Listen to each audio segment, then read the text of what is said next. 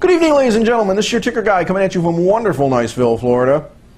Undoubtedly, you've heard about all the scandals going on throughout the world right now, and especially in America with the media and Glenn Beck and his announcements.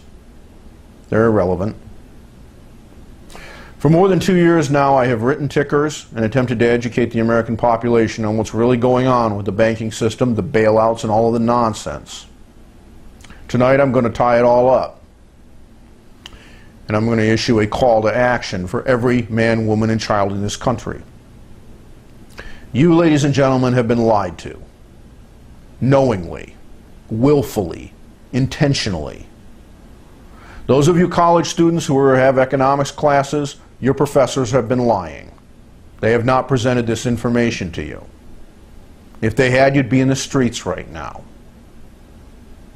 You have had 2 Treasury secretaries, the last 2 presidents of the Federal Reserve, and the last 2 presidents of the United States, that have both told you that it was necessary to save the banking system, that it was necessary to pour trillions of dollars of American credit, that is new debt, into that system in order to keep it from collapsing. They lied.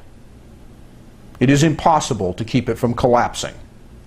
It is going to collapse. At best, they have bought us a couple of years. At worst, they have destroyed our future. Here is the proof. This is the chart of debt and GDP in the American economy. This is from actual published numbers from our government and the Federal Reserve. Now I'm going to show you another chart. This chart was made by myself using a simple mathematical formula, assuming a 5% compound growth rate for GDP and the same annual growth rate for debt that has actually been present on an average basis from 1953 to the present day. You'll notice that these graphs match pretty closely. There's a small difference in GDP, but the debt graph matches quite precisely. I'll alternate between them a few times in order to show the effect. You'll see that there is not a large difference between these two. Now I'm going to show you the extrapolation out 20 more years. Here it is. The blue arrow pointing down is where we are today, and the arrow pointing sideways is where we will be, theoretically, 20 years from now. Ladies and gentlemen, we will not get there. Debt will rise at such a rapid rate that there is no possibility of paying it off. We've been told that Social Security will go bankrupt in 50 or 60 years and that we have to worry about it, and everyone kicks the can. We won't make it 60 years. We won't make it 20 years. I don't think we can get another 10. Take a look at where that arrow would be 10 years from today. And tell me how, even if GDP rises 5% a year for the next 10 years, a goal that every economist in the United States says is impossible, we could ever pay the interest.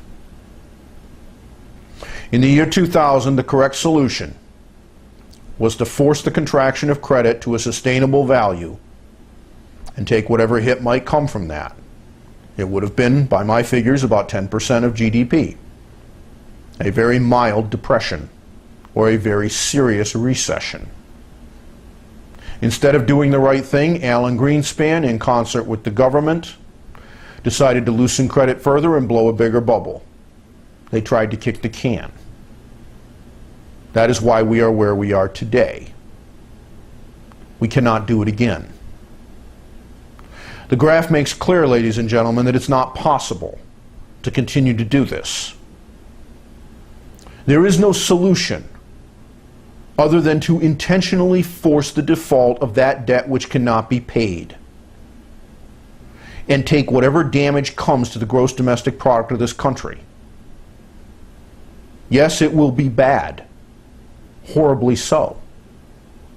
But if we do it now, it will be bad on a scale of the 1930s or 1873, and we will recover.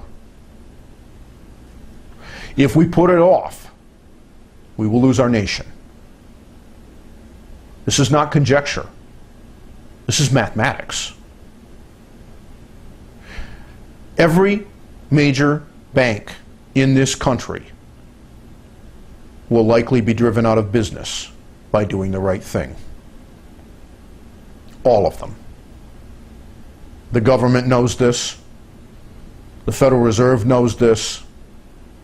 And in fact, the Federal Reserve itself may be driven out of business because it has contaminated its own assets and balance sheet. Nonetheless, it must be done. Don't argue with me and my conclusions. Argue with the mathematics and the charts. I wish you the best of luck.